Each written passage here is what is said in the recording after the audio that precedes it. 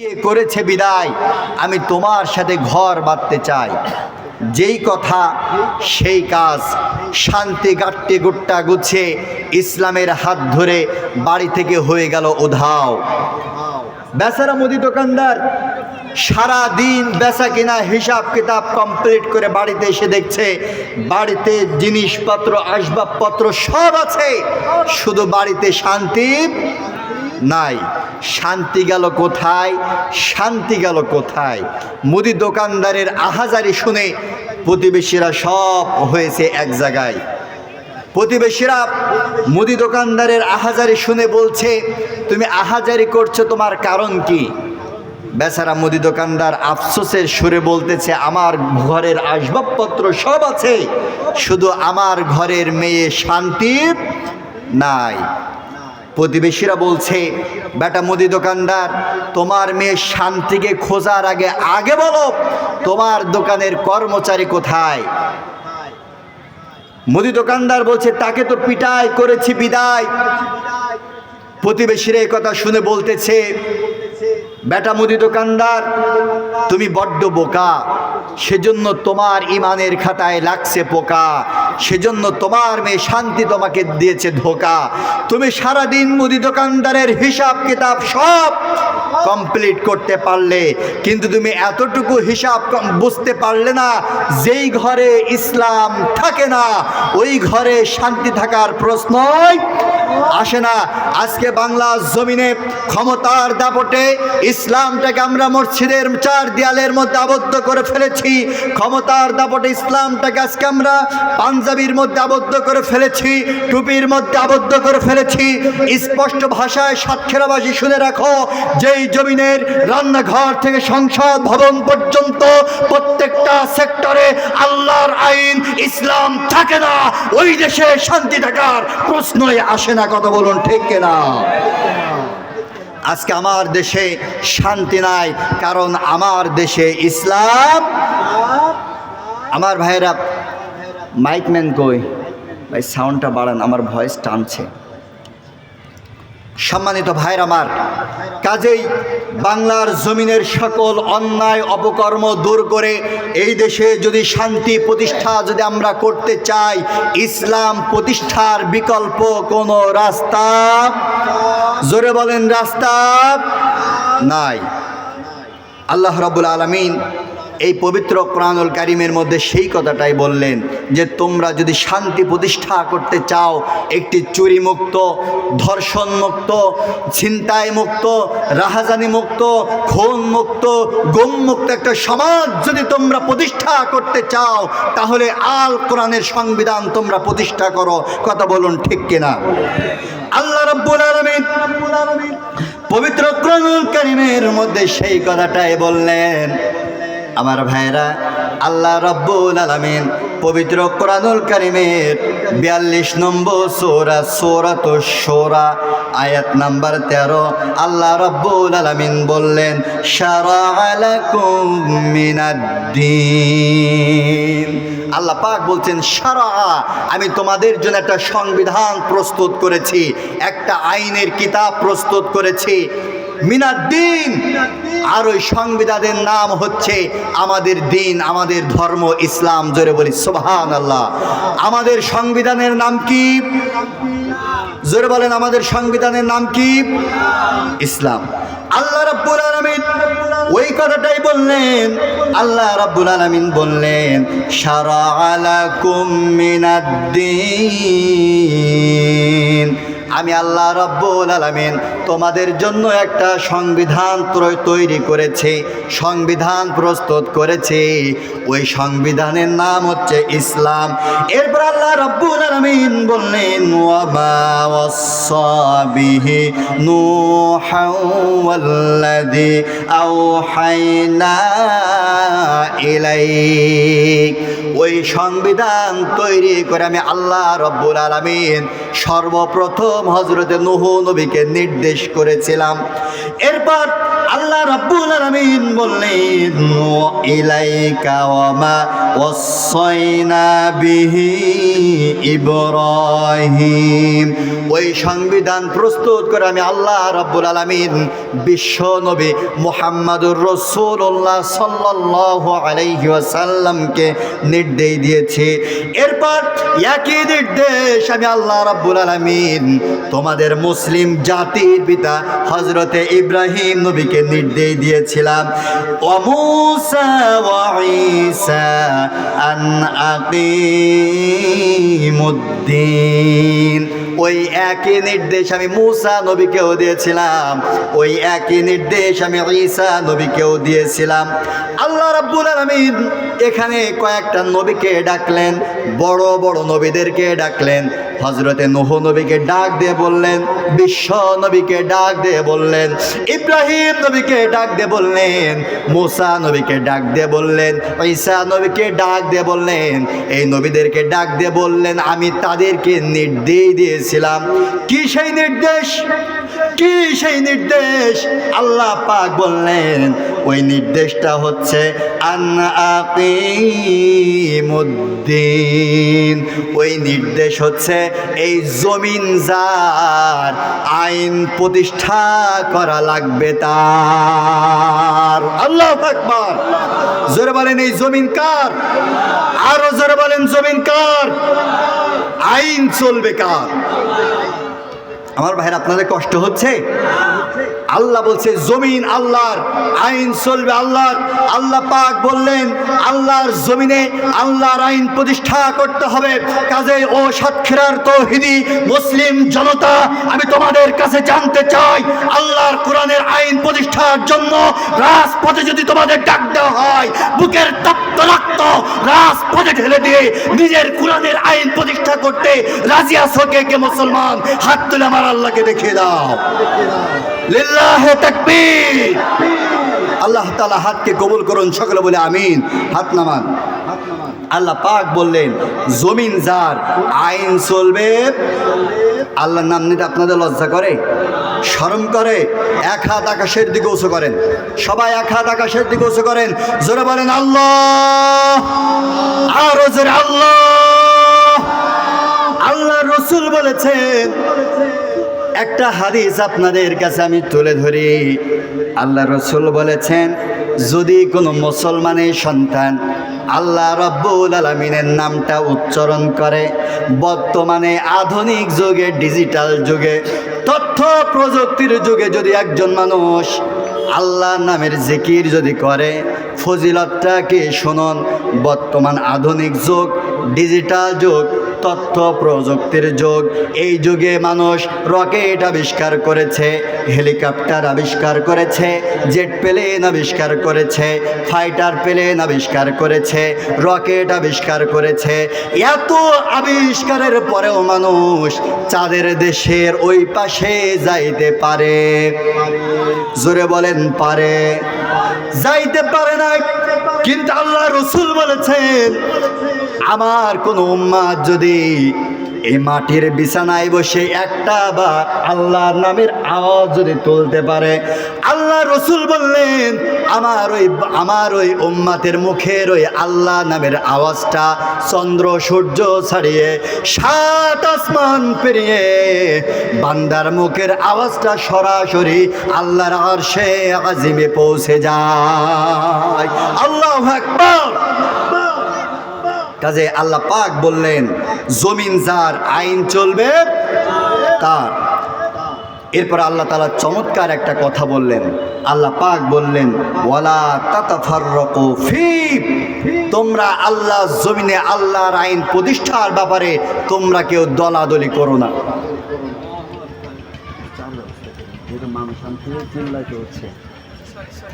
আল্লাহ পাক বললেন জমিন যার আইন চলবে তার। জবান ছেড়ে বলেন এই জমিনটা কার? আইন চলবে কার? কোনো বাবার আইন দিয়ে রাষ্ট্র চলতে পারে না, কারোর স্বামীর আইন দিয়ে রাষ্ট্র চলতে পারে না, কথা বলেন না কেন?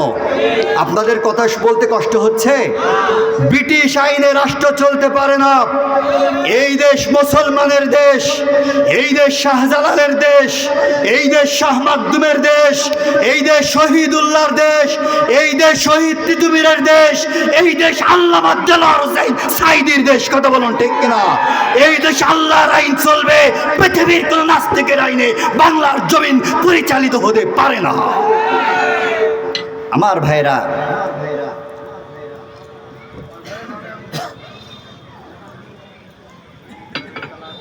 আমার একটু চিল্লাইতে হচ্ছে, আর এইভাবে যদি চিল্লাই আল্লাহ জানে গলা কতক্ষণ থাকবে, আর না চিল্লালে পাবলিক আসবেও না। এইভাবে চিল্লাইলে তো আর বক্তারা ওয়াজ করতে পারে না, বেশি সময় ওয়াজ করতে পারে না। কিন্তু বৃষ্টি হয়ে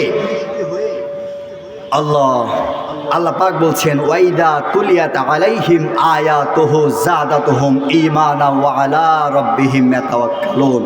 আল্লাহ পাক বলছেন, মুমিন তো সেই ব্যক্তি, মুমিনের সামনে যখন কোরআন থেকে আলোচনা করা হয়, মুমিনের হৃদয়ের মধ্যে আল্লাহ তাআলা ঈমান তত বৃদ্ধি করে দেয়। কাজেই যারা ঈমানদার তারা ঠিকই ময়দানে চলে আসবে, আর যারা এখানে সুরত দেখতে এসেছে ওরা হাজার ওয়াজ করলেও এ ময়দানে আসবে। আমার ভাইরা, আসুন, আল্লাহ রাব্বুল আলামিন কুরআনুল কারীমের মধ্যে বললেন, ওয়ালা তাতাফাররাকু ফি। আল্লাহ পাক বললেন, জমিন যার, আইন চলবে তার। আল্লাহ জমিনে আল্লাহর আইন প্রতিষ্ঠার ব্যাপারে আল্লাহ পাক বললেন, ওয়ালা তাতাফাররাকু ফি, তোমরা দলাদলি করো না, ইখতিলাফ করো না, মত পার্থক্য তৈরি করো না। আমার ভাইরা, ইসলামের শরিয়াতে অনেক বিধানে দলাদলি আছে না নাই? জোরে না বললি বুঝি কেমনে আছে না নাই? ইসলামের অনেক বিধানের মধ্যে দলাদলি রয়েছে, ইখতিলাফ রয়েছে। যেমন আমরা নামাজ আদায় করি, নামাজের মধ্যে দলাদলি আছে না নাই? অবশ্যই আছে, নাই? একদল বলে যারা নাভি নিচে নামাজ হাত বাঁধে ওদের নামাজ হবে না, আর একদল বলে যারা বুকের ওপরে হাত বাঁধে ওদের নামাজ হবে না। দলাদলি আছে না নাই? অবশ্যই আছে। আমার ভাইরা, যদি কোনো মুহাক্কিক আলেমের কাছে আপনি প্রশ্ন করেন যে যারা নাভির নিচে হাত বাঁধে, বুকের ওপরে হাত বাঁধে, আর যারা একেবারে হাত ছেড়ে দেয় নামাজ হবে নাকি, মুহাক্কিক আলেম বলবেন হাত যেখানে বাঁধুক না কেন, হাদিস যেহেতু তিনটায় রয়েছে নামাজ হয়ে যাবে। কিন্তু আল্লাহ রাব্বুল আলামিন আল্লাহ জমিনে আল্লাহর আইন প্রতিষ্ঠার ব্যাপারে বললেন, ওয়ালা তাতাফাররাকু ফি। আল্লাহ জমিনে আল্লাহর আইন প্রতিষ্ঠার ব্যাপারে তোমরা দলাদলি করো না, তোমরা মত পার্থক্য তৈরি করো না, মত ভিন্নতা প্রকাশ করো না। আমার বন্ধুরা, আল্লাহ জমিনে আল্লাহর আইন প্রতিষ্ঠার ব্যাপারে যদি কেউ দলাদলি করে, বন্ধু আল্লাহর কোরআন হাতে নিয়ে বলছি, আল্লাহর কসম ওই ব্যক্তি ইমানদার থাকবে না, ওই ব্যক্তি মুনাফিকের খাতায় উঠে যাবে। আল্লাহ জমিনে আল্লাহর আইন প্রতিষ্ঠার ব্যাপারে কোনো প্রকার দলাদলি চলবে, দলাদলি চলবে না।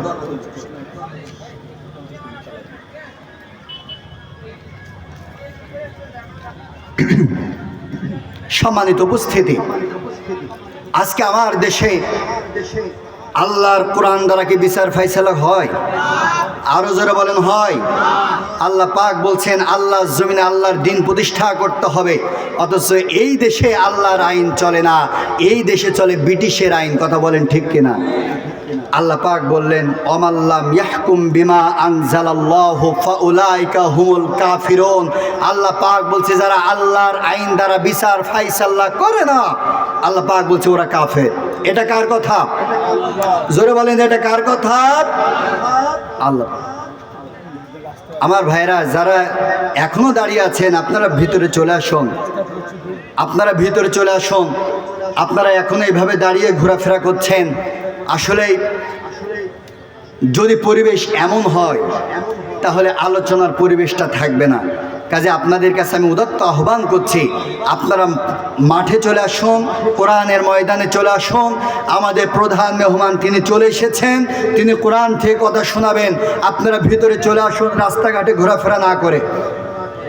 আমার ভাইরা, আসলে আপনাদের সামনে আজকে অনেক আশা নিয়ে এসেছিলাম। কোরআন থেকে চমৎকার একটি বিষয় নিয়ে কথা বলবো, সেটা হচ্ছে জমিন যার আইন চলবে তার। কিন্তু আসলে পরিবেশ আমাদের অনুকূলে না থাকার কারণে আলোচনার সেই পরিবেশটা আমরা আনতে পারছি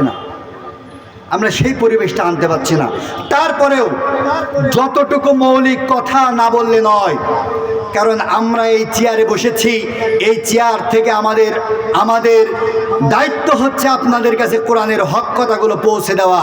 আমরা সেই কাজটাই করছি।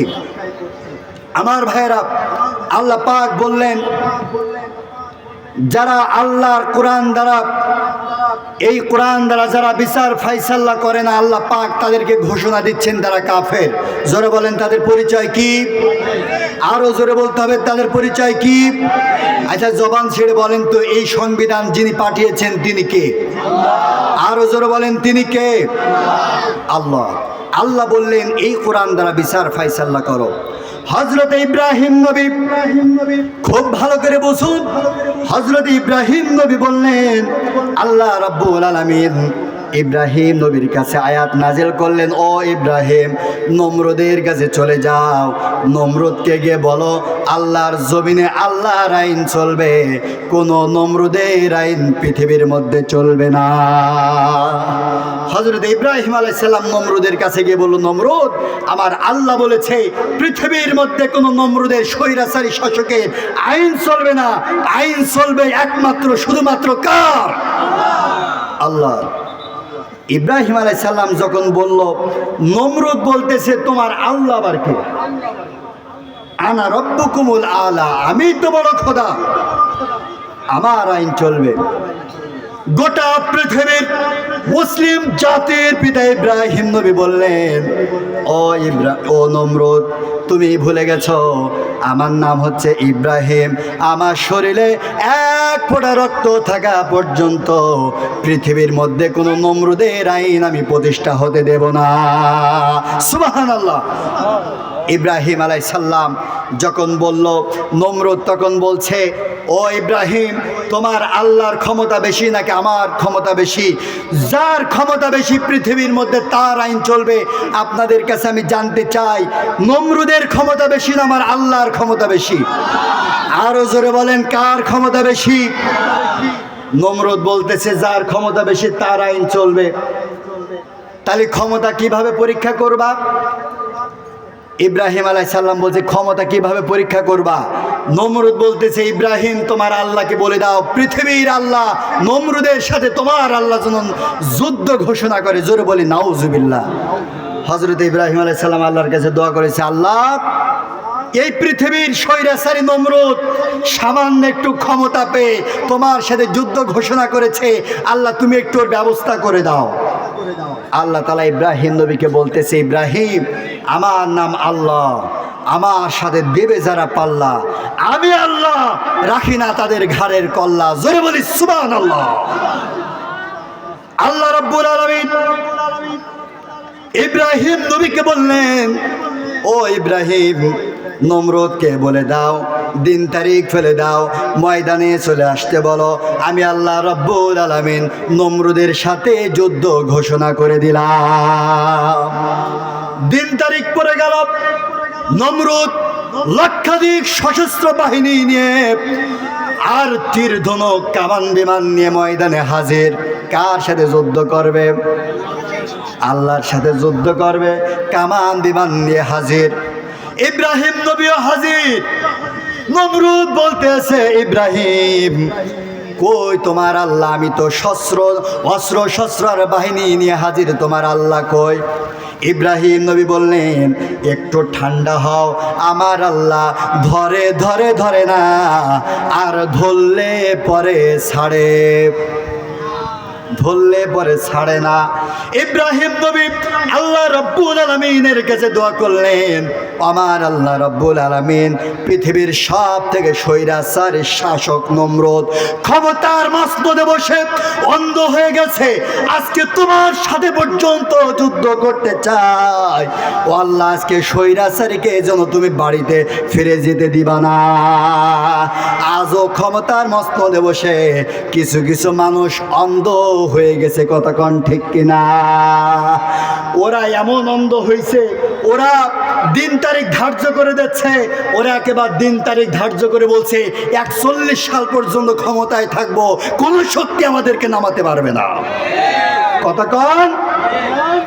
নমরুদ একই কথা বলেছিল। নমরুদ বলল ইব্রাহিমকে, ও ইব্রাহিম, তোমার আল্লাহর যদি ক্ষমতা থাকে আমাকে ক্ষমতাচ্যুত করতে বলো। আল্লাহ রাব্বুল আলামিন বলতেছে, ইব্রাহিম ওরে একটু ঠান্ডা হতে দে, ওরে এমন পরিণতি করে ছেড়ে দেব পৃথিবীর মানুষ ওর থেকে শিক্ষা নেবে। আল্লাহ রাব্বুল আলামিন যুদ্ধের জন্য বাহিনী পাঠালো। নাম কি? জোরে বলেন, নাম কি? মশা। এমন বাহিনী, আমরা যদি রাতের বেলা ঘুমাই থাকি, কানের কাছে যদি একটু করে গুনগুন গান গেয়ে দেয়, ঘুম হয়? ঘুম হয় না। আমার ভাইরা, কিতাবের মধ্যে এসেছেন আল্লাহ রাব্বুল আলামিন মশা পাঠালেন। ওই মশাকে কোপও মারা যায় না, তীরও মারা যায় না, কিন্তু এই কোরআনের মধ্যে আল্লাহ রাব্বুল আলামিন ইতিহাস সাক্ষী রেখে দিয়েছেন, ওই নমরুদ বাহিনীকে সামান্য মশা এক একটা করে কামড় দিয়েছে। কামড় দিতে দেরি হয়েছে, নমরুদ বাহিনী আল্লাহ জমিনে লুটিয়ে পড়তে দেরি হয় নাই। আল্লাহু আকবার। বাহিনীর মধ্যে ছিল একটা ল্যাংড়া মশা। দেখবেন আমরা যারা দুই পাওয়ালা মানুষ, দুই পাওয়ালাদের চাইতে এক পাওয়ালা যারা খোড়া ন্যাংরা, এদের হাঁটার স্পিড একটু বেশি থাকে, ঠিক কিনা? আমার ভাইরা, আপনারা কি রাগ করতেছেন? আপনাদের মুখ দেখে আমার একটা গল্প মনে পড়ে গেছে, বলবো। এক দাদা তার নাতি ছেলেকে বলছে, দেখ তুই যদি 40 দিন পর্যন্ত এই জাতপুর জামে মসজিদে ফজরের নামাজ পড়তে পারিস, তাহলে তোর একটা মোটরসাইকেল কিনে দেবো। ঠিক কিনে দেবো? কারণ এই নাচ ছেলে এত বিড়ি আর গাঁজা খেত, এ জ্বালায় দাদা মোটে ঘুমাতেই পারে না। লাস্টে না পেরে বললো, 40 দিন গাঁজা বিড়ি ছেড়ে নামাজ পড়তে যদি পারিস, তোর একটা মোটরসাইকেল কিনে দেবো। না, ছেলে চিন্তা করলো, বিনা পরিশ্রমে সামান্য গাঁজা বিড়ি ছেড়ে যদি আমি একটা মোটরসাইকেল পাই, এটা তো লাভজনক ব্যবসা। গাঁজা বিড়ি ছেড়ে 40 দিন ফজরের নামাজ পড়েছে। 40 দিন পরে গিয়ে বলছে, দাদা মোটরসাইকেল দাও। দাদা বলছে, তোর মোটরসাইকেল কিসের জন্য? কয়, তুমি না বলিলে 40 দিন নামাজ পড়লে মোটরসাইকেল দাও, আজকে 40 দিন পূর্ণ হয়েছে, মোটরসাইকেল দাও। তা বলছে, তোর নামাজ তুই পড়েছিস, তোর বার কের মোটরসাইকেল? না, ছেলে তখন বলতেছে, দাদা আমি জানি 40 দিন পূর্ণ হওয়ার পরে তুমি একটু চিটারি করবা, এই জন্য আমি 40 দিন নামাজ পড়েছি ঠিকই, একদিনও উজু করিনি। তো আজকে আপনাদের অবস্থা ঠিক তেমন হয়েছে যে, হুজুর আপনি যতই ওয়াজ করেন, ওয়াজ করতে চিল্লাইতে চিল্লাইতে যদি গলাও ভেঙে ফেলেন, আমরা ওয়াজ শুনতে মাঠে ঢুকবো না, এরকম একটা অবস্থা, তাই না? আমার ভাইরা, আপনাদের কি মনোযোগ আছে? আল্লাহ রাব্বুল আলামিন মশা পাঠালেন। ওই মশার মধ্যে একটা ল্যাংড়া মশা রয়েছে। ল্যাংড়া মশা আল্লাহ রাব্বুল আলামিনের কাছে দোয়া করলেন, আল্লাহ রাব্বুল আলামিন তুমি আমাকে ল্যাংড়া বানাইছাও, আমার কোনো আফসোস নাই, কিন্তু তোমার কাছে ফরিয়াদ, পৃথিবীর সব থেকে স্বৈরাচারী ওই বদমাইশ নমরুদের ব্যবস্থা আমি করতে চাই। আল্লাহ বললেন, যা, সব পাওয়ার তোকে আজকে দিয়ে দিলাম। কিতাবের মধ্যে এসেছে, ল্যাংড়া মশা আস্তে করে নমরুদের নাকের মধ্যে ঢুকে একদম ডাইরেক্ট মাল মাথায়। নমরুদ পেছন দিকে লক্ষ্য করে দেখলেন, ওই মশা এক একটা বাহিনীকে কামড়াতে দেরি হয়, জমিনে লুটিয়ে পড়তে দেরি হয় না। নমরুদ চিন্তা করলো, মানের মান আল্লাহ রাখে, জীবন বাঁচানো ফরজ। মেরেছে দৌড়, মাথার মধ্যে মাল ঢুকে রয়েছে, কষা শুরু করে দিয়েছে। নমরুদের মারে কষা। নমরুদ টেডিং বেডিং করে নিচে ওঠে, ঘোষণা দিল, পৃথিবীর যত বড় বড় ডাক্তার হইছাও সব বাড়িতে হাজির হও, আমার মাথার যন্ত্রণা শুরু হয়েছে। পৃথিবীর বড় বড় ডাক্তার বাড়িতে হাজির, পরীক্ষা নিরীক্ষা সব করে দেখলো, কোনো রোগ ধরতে পারে না। মেডিসিন, পৃথিবীর সব মেডিসিন প্রয়োগ করলেন, মাথা যন্ত্রণা শুরু হয় না। নমরুদ বলতেছে, কে ঘোড়ার ডিম তুমি?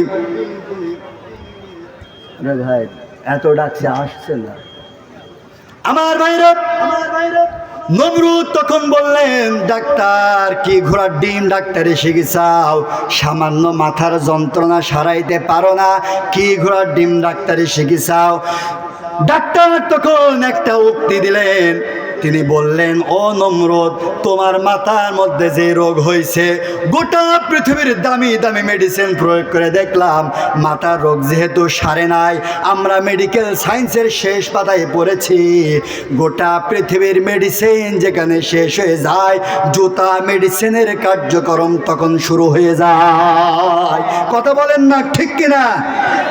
যখন জুতার কথা শুনেছে গোটা পৃথিবীর স্বৈরাচারী নমরুদ তখন বলতেছে, তোরা কি বলতে চাস? তোরা কি জুতাতে চাস? ডাক্তার বলতেছে, আপনি জাহাপানা ঠিক ধরেছেন। নমরুদ বলতেছে, জুতা বিজুতা কোনো আফসোস নাই, তবে আমার ঘরের মধ্যে যেই সকল আতি নেতা আর পাতি নেতা আছে, এই সকল নেতাকে আগে বাহির কর। নেতাদের পাশে থাকে না আতি নেতা পাতি নেতা, এদের জ্বালায় অতিষ্ঠ। নমরুদ বলতেছে, এগুলার আগে বের কর, কারণ এদের সামনে যদি আমার জুতাস, এরাই পরের দিন সকালবেলা এই জাতপুর চার দোকানে বলে বেড়াবে, আমাদের খোদা জুতা পিঠে খাওয়া খোদা। কথা বলেন না কে? কিতাবের মধ্যে এসেছে, কিতাব সাক্ষী দিতেছেন, নমরুদ তখন আতি নেতা পাতি নেতাকে বাহির করে দিল। ডাক্তার পায়ের থেকে জুতা খুললো, পায়ের থেকে জুতা খুলে ডাক্তার মনে মনে কয়, তুই গোটা পৃথিবীর স্বৈরাচারী শাসক, তুই আমাদের দেশের জনগণের মৌলিক অধিকার হরণ করেছিস, আর দিনের কাজ রাতে করেছিস। দেশের জনগণ মৌলিক অধিকার আদায় করার জন্য যখন রাজপথে নেমেছে, নির্বিচারে পাখির মতন গুলি করে হত্যা করেছিস। তোর জ্বালায় ইসলামিক আন্দোলনের মানুষগুলা রাতের বেলা ঘুমাইতে পারে নাই, তুই রাতের বেলা তুই হাতুড়ি বাহিনী দ্বারা ইসলামিক আন্দোলনের মানুষগুলাকে তুমি অত্যাচার করেছ, নির্বিচারে মানুষগুলাকে জেলে ভরিস। শুধু তাই নয়, আলেম ওলামাদেরকে তুমি ধরে ধরে ইনজেকশন দিয়ে পৃথিবী থেকে তুমি বিদায় করেছ। আজকে তোমার পাইছি মাল ছাড়বো না। কিতাবের মধ্যে এসেছে, নমরুদের ডাক্তার তখন পায়ের থেকে জুতাটা খুলে নমরুদের মাথার মধ্যে যখন বাড়ি মেরেছে, নমরুদের মাথার মশাটা ঘাপটি মেরে বসে পড়েছে। নমরুদের ভালো লেগেছে, যেই জুতা মারে মশা বসে পড়ে, যে জুতা মারা বন্ধ করে দেয়, মশা পুনরায় আবার কষা শুরু করে দেয়। নমরুদ বলছে, এরকম আস্তে আস্তে জুতালে হবে না, একটা না জুতা। কিতাবের মধ্যে এসেছে, আমার ভাইরা বন্ধুরা আমার, নমরুদের ডাক্তার তখন বললেন, আমি MBBS পাশ করেছি, FCPS পাশ করেছি, গোটা পৃথিবীর বড় বড় বিশ্ববিদ্যালয় থেকে ডক্টরের ডিগ্রি অর্জন করেছি, এখানে বসে বসে জুতা পেটা করার জন্য না, প্রেসক্রিপশন করে দেব, প্রেসক্রিপশন অনুযায়ী ট্রিটমেন্ট চালাবা। আমার ভাইরা আমার ভাইরা রাস্তাঘাটে যারা আপনারা রয়েছেন, অযথা এভাবে ঘোরাফেরা না করে ময়দানে আসুন। দেখুন, চিল্লাইতে চিল্লাইতে গলা বসায় ফেলেছি আমরা। হুজুররা একটানা 4 ঘন্টা 5 ঘন্টা ওয়াজ করলেও গলা বসে না। আপনাদের জন্য গলা বসায় ফেলেছি, তাও আপনারা ভিতরে আসছেন না। মেন রোড আপনারা ছেড়ে দেন, যানবাহন যাতায়াতের ব্যবস্থা করে দেন। আমার ভাইয়েরা, নমরুদের ডাক্তার সেদিন বলল, এইভাবে বসে বসে প্রেসক্রিপশন, এইভাবে বসে বসে জুতা পিটা করার জন্য MBBS FCPS পাস করিনি, প্রেসক্রিপশন করে দেব, প্রেসক্রিপশন অনুযায়ী ট্রিটমেন্ট নিবা। আমার ভাইয়েরা, সেই দিন নমরুদের ডাক্তার কি প্রেসক্রিপশন করেছিল জানার দরকার আছে না নাই? আরও জোরে বলেন, আছে না নাই?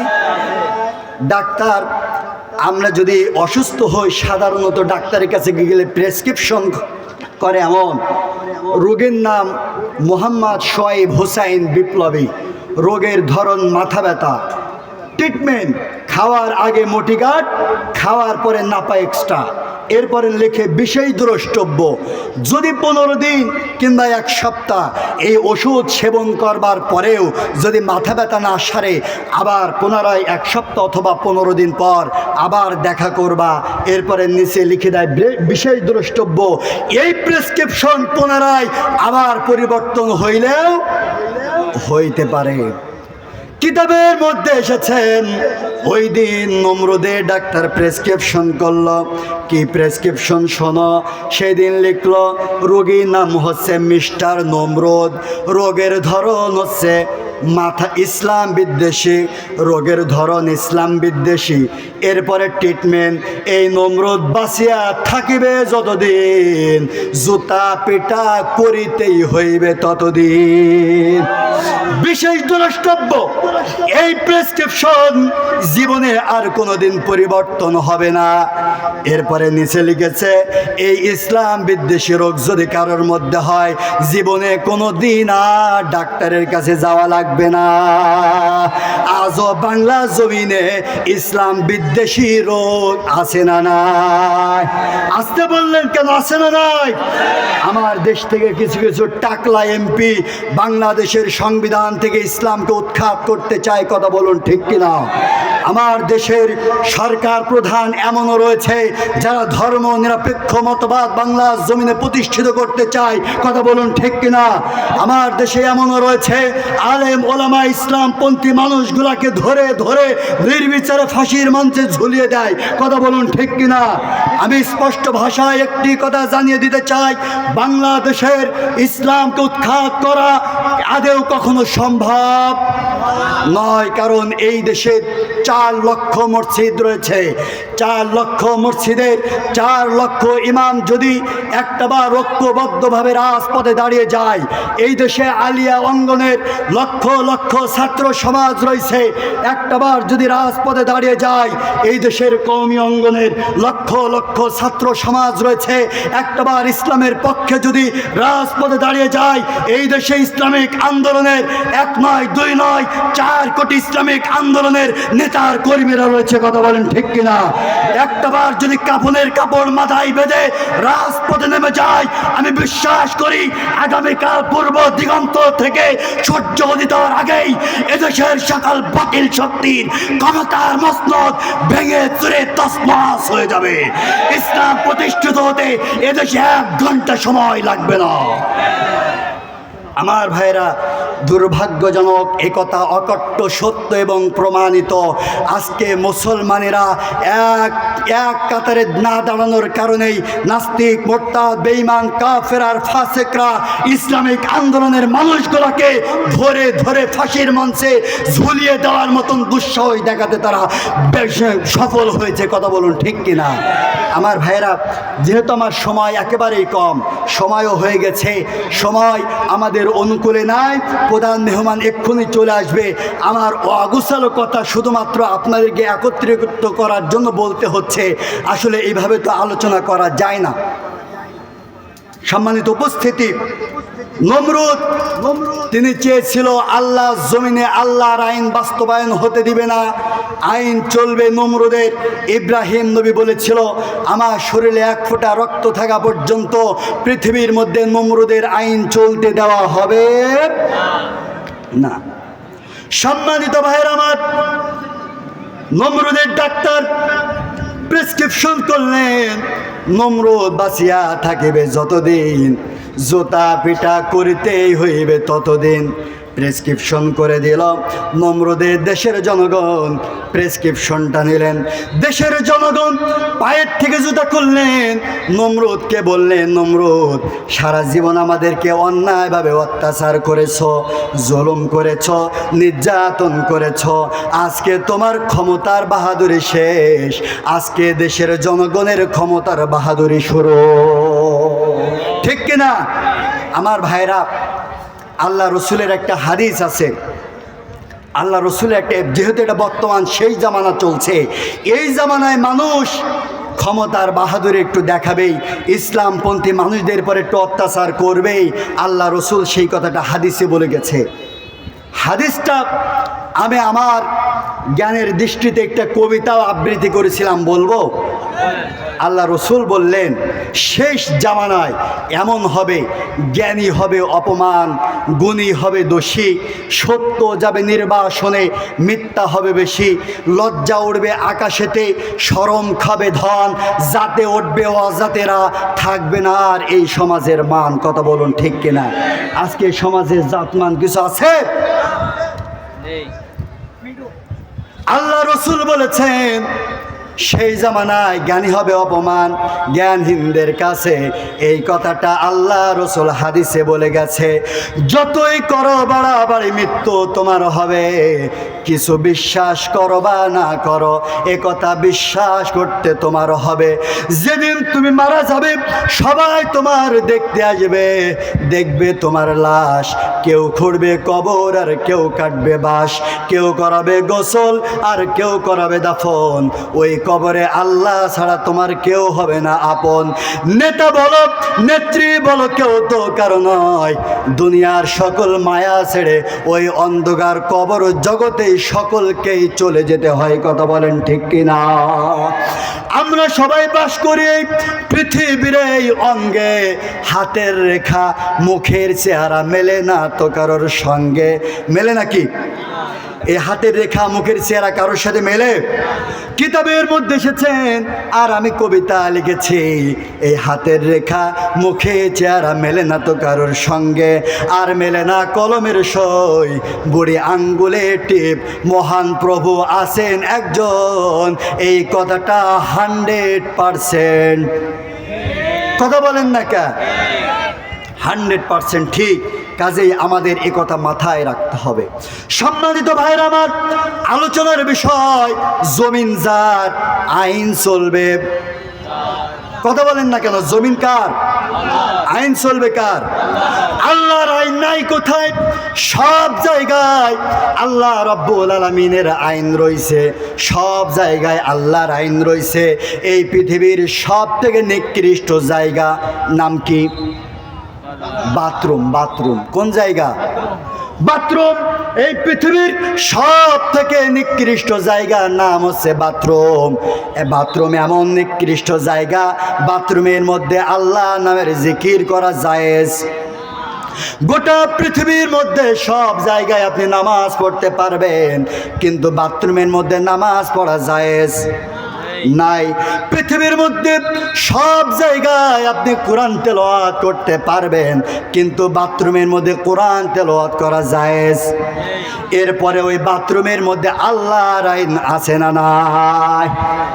ওই বাথরুমের মধ্যে আল্লাহর আইন আছে। আপনি যখন বাথরুমের মধ্যে প্রবেশ করবেন, বাম পা দ্বারা প্রবেশ করা লাগবে। আপনি যখন বাথরুম থেকে বাইরে হবেন, ডান পা দিয়ে বাইরে হওয়া লাগবে। আপনি যখন বাথরুমের মধ্যে প্রবেশ করবেন, নির্দিষ্ট একটা দোয়া পড়া লাগবে, আল্লাহুম্মা ইন্নী আউযু বিকা মিনাল খুবসি ওয়াল খাবাইস। ইভেন বাথরুমের মধ্যে কখন আপনি কাপড় তোলা দেবেন, সেটাও হাদিসের মধ্যে আছে না নাই? আপনাদের কাছে আমার প্রশ্ন, পৃথিবীর সব থেকে নিকৃষ্ট জায়গা বাথরুমের মধ্যে যদি আল্লাহর আইন থাকে, তাহলে বাংলা জমিনের সর্বশ্রেষ্ঠ জায়গা সংসদ ভবনে আল্লাহর আইন প্রতিষ্ঠা হওয়ার দরকার আছে না নাই? আরো জোরে বলেন, আছে না নাই? এই কথাটা আমরা হুজুররা যখন বলি, বলা হয় হুজুর রাজনীতি করছে। ঠিক কিনা? এই কথা যখনই আমরা বলি, তখনই বলে হুজুর রাজনীতি করছে। কিন্তু আল্লাহ পাক বলেন, ও মুসলমান ভাইরা, ও আগুসালো আলোচনার মধ্যে সংক্ষিপ্ত আকারে বলে আল্লাহ পাক বললেন, যারা সংসদ ভবনে, বঙ্গভবনে, গণভবনে, সেক্রেটারিয়েটে, সুপ্রিম কোর্টে, হাইকোর্টে, সব জায়গায় যারা আল্লাহর আইন দ্বারা বিচার করবে না, ওয়ামাল্লাম ইয়াহকুম বিমা আনজালাল্লাহু ফাউলাইকা হুমুল কাফিরুন। কাফিরুন। আল্লাহ পাক বললেন ওদের পরিচয়, ওরা যত বড় হাজি হোক, গাজী হোক, পীর হোক, কুতুব হোক, সকাল বিকেল মক্কা মদিনায় উমরা করুক না কেন, ফাউলাইকা হুমুল কাফিরুন, আল্লাহর আইন দ্বারা যারা বিচার করে না ওরা একা একটা টাটকা কাফের। আপনাদের কাছে প্রশ্ন, স্বাধীনতার 52 বছর পেরিয়ে গেছে, বলুন তো দেখি বাংলা জমিনে একটা বিচার আল্লাহর কোরআন দ্বারা করা হয়েছে নাকি? হয়েছে? বলা হয় বাংলাদেশ পৃথিবীর দ্বিতীয় বৃহত্তম মুসলিম দেশ, অথচ বাংলাদেশের ইতিহাসে আজ পর্যন্ত স্বাধীনতার 53 বছর পেরিয়ে গেছে, এই কোরআন দ্বারা একটা বিচার বাংলার জমিনে কার্যকর করা হয় না। কথা বলুন ঠিক কিনা? এই কোরআনে চোরের আইন আছে না নাই? জোরে বলেন আছে না নাই? বাংলার জমিনে চোর আছে না নাই? এই পাবলিকের মুখ দেখে মনে হচ্ছে বাংলার জমিনে চোর নাই। আছে? বাংলার জমিনে চাল চোর আছে, গম চোর আছে, এমনকি মসজিদের জুতা চোর পর্যন্ত আছে। আপনাদের কথা শুনে মনে হচ্ছে নেই। ওরে নেই কি নেই, রাস্তাঘাটে যখন আমরা বের হই, অনেক ব্রিজে হুজুর কবি আসা পর্যন্ত তো আমি আসছি। সম্মানিত ভাইরা আমার, বাংলাদেশে চোরের বিচার করা হয়, বাংলাদেশে চোরের বিচার করা হয় ব্রিটিশ আইনে। এই ব্রিটিশ আইনে বাংলাদেশে চোরের বিচার করার কারণে বাংলাদেশে চোরের সংখ্যা বেড়েছে। আসতে বলবে না বেড়েছে নাকি কমেছে? জোরে বলতে হবে, কমেছে নাকি বেড়েছে? শুধু বাড়ে নাই, ব্রিটিশ আইনে চোরের বিচার করার কারণে বাংলাদেশের চোরগুলো আজকে চোর নাই, এক একটা ব্যাংক ডাকাতে পরিণত হয়েছে। অথচ আল্লাহ রাব্বুল আলামিন চোরের ব্যাপারে কোরআনুল কারীমের মধ্যে আইন দিয়েছে না দেন নাই? আল্লাহ পাক বললেন চোর যদি চুরি করে তাহলে নারী হোক অথবা পুরুষ হোক হাত কেটে দাও। বলুন তো দেখি বাংলা জমিনে আল্লাহর কোরআন দ্বারা আজ পর্যন্ত একটা চোরের বিচার করা হয়েছে নাকি? হয় নাই। বাংলার জমিনে সংসদ ভবনে এত আইন পাশ করা হয়, কিন্তু আল্লাহর কোরআনের আইন পাশ করা হয় না। যারা করে না ওরা খুব ভালো করে জানে, যদি চোর ধরে যদি হাত কেটে দেওয়া হয় আর এই আইন যদি পাশ করা হয়, তাহলে দেশের জনগণ বাংলাদেশের চোর নেতাদের শুধু হাত কেটে ক্ষান্ত হবে না, দেশের নেতাদের দেশের জনগণ কল্লা পর্যন্ত কেটে ফেলে দেবে। এই জন্য ওরা সব আইন পাশ করে, আল্লাহর কোরআনের আইন ওরা পাশ করে না। আর যেই কয়জন হুজুর সংসদ ভবনে ওঠে আল্লাহর কোরআনের আইন পাশ করার জন্য বিল উত্থাপন করত, সুগভীর ষড়যন্ত্রের মাধ্যমে ওই সকল হুজুরদেরকে ধরে ধরে প্রথমেই জেলখানায় ভরা হয়েছে, এরপরে এক একটা ধরে ধরে ফাঁসির মঞ্চে ঝুলিয়ে দেওয়া হয়েছে। কথা বলেন না কেন?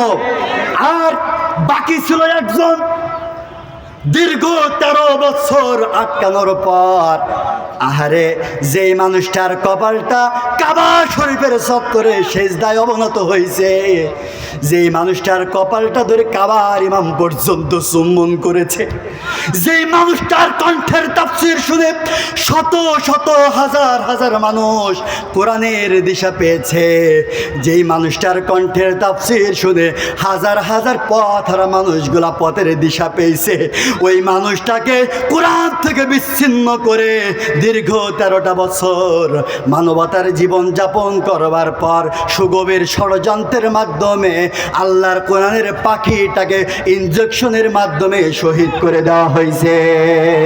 তোমরা যারা শহীদ করেছ স্পষ্ট ভাষায় শুনে রেখে দাও, আজ হোক কাল হোক বাংলার জমিনে তোমাদের বিচার হবেই হবেই হবে, কেউ ঠেকাতে পারবে না।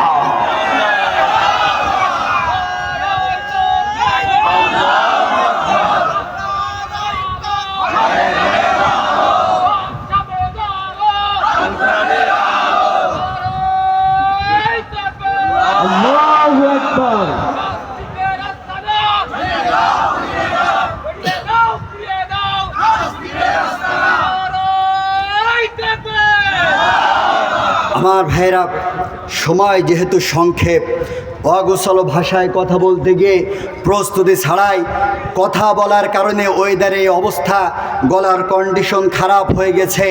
আপনারা একটি কথা মনে রাখুন, এই যে কোরআনের পাখি বাংলাদেশের ভবিষ্যৎবাণী করেছিলেন একটি ভাষণের মাধ্যমে, তিনি বলেছিলেন बर्बाद गुलिस्तान के लिए एक ही उल्लू काफ़ी है, गुलिस्तान के हर शक पे उल्लू बैठे हैं, फर अंजाम गुलिस्तान क्या हो गए। একটি ফুল বাগান ধ্বংস করার জন্য একটি হুতুম পেশাই যথেষ্ট, কিন্তু হুতুম পেশা বসে গেছে প্রত্যেক ডালে ডালে। ফুল বাগানের কি হবে আল্লাহ জানে। আজকে বাংলাদেশের এই সুন্দর ফুল বাগানের অবস্থা প্রেক্ষিত আমার মনে হয় এইভাবে যদি চলতে থাকে, আগামীতে যদি মুসলমানরা ঐক্যবদ্ধভাবে এক প্ল্যাটফর্মে যদি দাঁড়াতে না পারে, এমন অন্ধকার কালো গাঢ় আমাবস্যার রাত আসবে যার শুভেচ্ছা দেখা অসম্ভব। কাজে মুসলমান এক কাতারে দাঁড়াতে হবে আল্লাহর কোরআনের ঝান্ডাকে সমন্বিত করবার জন্য। ও সাতক্ষীরার তৌহিদি মুসলিম জনতা, এই কোরআনের আইন বাংলার জমিনে প্রতিষ্ঠিত করবার জন্য বুকের তপ্ত রক্ত রাজপথে ঢেলে দিতে রাজি আছো? কে কে মুসলমান হাত তুলে আমার আল্লাহকে দেখিয়ে দাও। সম্মানিত ভাইয়ের আমার, এই কোরআনুল কারিমের মধ্যে ধর্ষণের আইন আছে না নাই? জোরে বলেন আছে না নাই? প্রধান মেহমান আসতে যেহেতু দেরি করছে, আমার সময় দেওয়া হয়েছিল 9টা পর্যন্ত, আমার আলোচনা গুছাই নিয়ে আসছি, কিন্তু প্রধান মেহমান আমাকে হয়তো সুযোগ দিচ্ছে, আমিও সুযোগটা অল্প অল্প করে কাজে লাগানোর চেষ্টা করছি। আমার ভাইরা, বাংলাদেশের ধর্ষক আছে না নাই? জোরে বলেন আছে না নাই? বলুন তো দেখি, আজ পর্যন্ত স্বাধীনতার 53 বছর পেরিয়ে গেছে, এই কোরআন দ্বারা বাংলা জমিনে একটা ধর্ষণের বিচার করা হয়েছে? আল্লাহ রাব্বুল আলামিন এই কোরআনুল কারীমের মধ্যে বললেন, যারা ধর্ষক, আয-যানিয়াতু ওয়াজ-যানি ফাজলিদু কুল্লা ওয়াহিদিম মিনহুমা মিআতা জালদা। পৃথিবীর মধ্যে যদি কোনো ব্যক্তি, নারী হোক অথবা পুরুষ হোক, যদি ধর্ষণ করে তাহলে তাকে পেট মোড়াদে বাঁধো, এরপর উন্মুক্ত ময়দানে নিয়ে যাও, এরপর হাজার হাজার মানুষের উপস্থিতিতে তার ঘাড়ের উপরে, পেটের উপরে 100 বেত আঘাত করো। এই আইন কার? জোরে বলেন আইন কার? আপনাদের কাছে আমার প্রশ্ন, বাংলাদেশের স্বাধীনতার 53 বছর পেরিয়ে গেছে, আল্লাহর কোরআন দ্বারা একটা ধর্ষণের বিচার হয়েছে নাকি? হয়েছে কোন আইনে? ব্রিটিশ আইনে। কোন আইনে? কাজেই ব্রিটিশ আইনে ধর্ষকের বিচার করার কারণে বাংলাদেশে ধর্ষক কমেছে নাকি বেড়েছে? জোরে বলুন, কমেছে নাকি বেড়েছে? শুধু বাড়ে নাই, বাংলাদেশে ব্রিটিশের আইনে বিচার করবার কারণে বাংলাদেশের ধর্ষকের সংখ্যা তো বেড়েছে, এমনকি বাংলাদেশে ধর্ষকরা ধর্ষণ করে সেঞ্চুরির উদযাপন করবার মতন দুঃসাহস দেখিয়েছে। কথা বলুন ঠিক কিনা? আজকে যদি বাংলাদেশে এই কোরআনের আইন মোতাবেক একটি ধর্ষকের বিচার করা হতো, আমি বিশ্বাস করি কোরআনের আইন অনুযায়ী উন্মুক্ত ময়দানে ধর্ষককে পিঠ পোড়াতে বেঁধে যদি পিঠের ওপরে 100 বেতাঘাত করা হতো, আর বাংলাদেশের সকল সাংবাদিকরা যদি বারবার এটা লাইভ টেলিকাস্ট করতো, আমার বিশ্বাস আগামীকাল পূর্ব দিগন্ত থেকে সূর্য উদিত হওয়ার আগেই এদেশের ধর্ষকরা ধর্ষণ করা তো দূরে থাক, রাতের ঘুমের ঘরের স্বপ্নদোষ পর্যন্ত বন্ধ হয়ে যেত। কিন্তু দুর্ভাগ্যজনক সত্য, কোরআনের এই আইন দ্বারা বাংলার জমিনে একটি বিচারও করা হয়।